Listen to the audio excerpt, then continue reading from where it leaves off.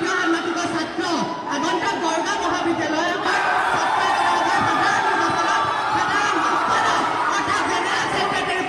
নিজৰ প্ৰাৰ্থিত্ব আগবঢ়াইছো।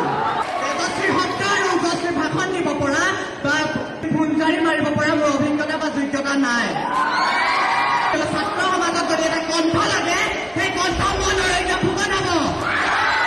মহাবিদ্যালয় ছাত্ৰ সমাজৰ উৎকৰ্ষ সাধনৰ বাবে এখন হাত লাগে, সেই হাত হ'লে মনোৰঞ্জ ফুকন হ'ব। যদি গড়গাঁও মহাবিদ্যালয় ছাত্ৰ সমাজত যদি তেজ দিব লাগে, সেই তেজ সদায় মনোৰঞ্জ ফুকনে দিব। আৰু গড়গাঁও মহাবিদ্যালয়খনে বহু ক্ষেত্ৰত উন্নতি সাধন কৰি আছে, কিন্তু তথাপিও গড়গাঁও মহাবিদ্যালয়ত বহুতো সমস্যা এতিয়াও আছে। কিন্তু কেৱল সমস্যা